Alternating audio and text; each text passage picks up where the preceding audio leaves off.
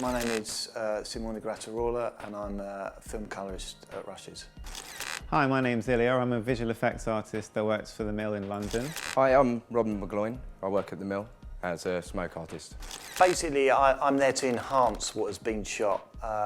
This sometimes involves balancing shots, if it's shot exterior and light is changing, it's up to me to make sure those shots sort of blend in.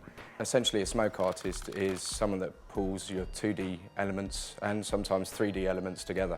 And you can stabilise and composite, you can also paint, putting something as simple as text and titles and logos on, but anything essentially 2D.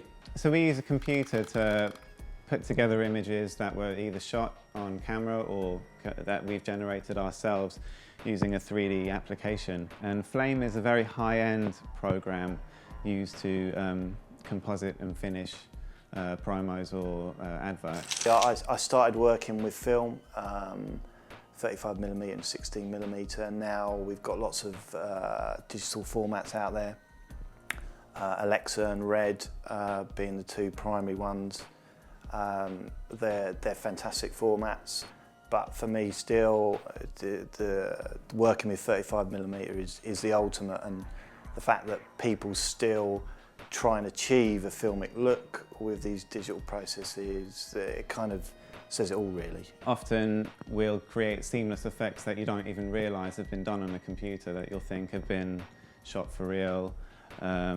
We'll do beauty work to make people kind of look nicer, remove spots or lengthen eyelashes. You've got to problem solve, so if something isn't working, you then try something else, and eventually you will get there.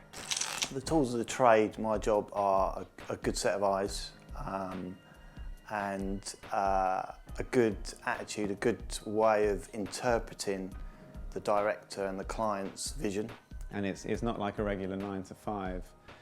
If something needs to deliver at a certain date, you will have to deliver it by then, whether that requires pulling in more people or working a 24-hour shift, which I've done a few times. I started in this industry about 16, 17 years ago, and I came from a bingo hall to dropping my wages to become a runner. So you would join a post-production facility such as the Mill or wherever, and you would join as a runner, performing menial tasks and serving teas and coffees.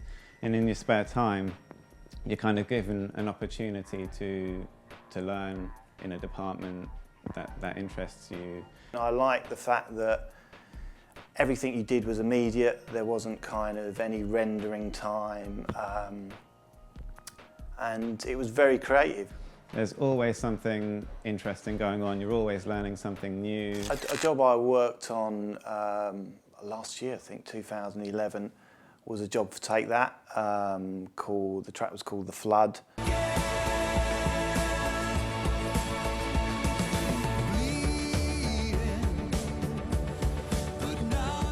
British weather, 2-day shoot. There was about 4 hours of material. So it's your classic balancing act, really.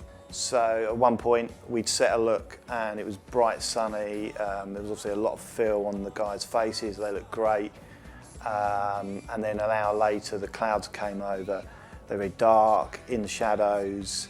So sometimes it's not just about creating a look on one specific shot, it's about looking at the whole piece. The most recent promo I've done some work on, I helped out a colleague of mine on the last Florence and the Machine promo.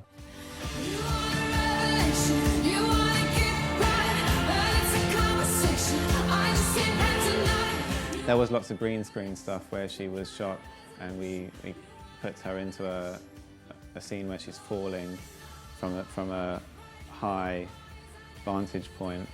But there's also stuff such as putting smoke in, colouring the smoke and making it look a lot more atmospheric. If you're going out filming and then you're compositing on your own home computer, that's invaluable really. People are always looking for people with experience as well, so even if you have experience just running at another company in another part of the industry, it's not necessarily the side of it that you want to get into, it's always going to look good.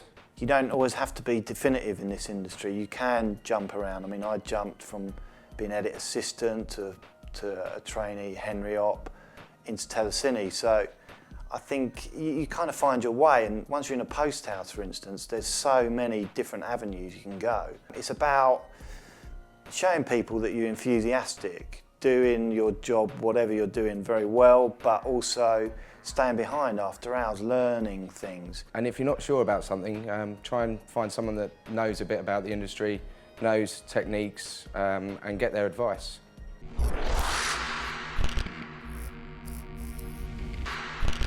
My best advice is make sure you've got a strong idea.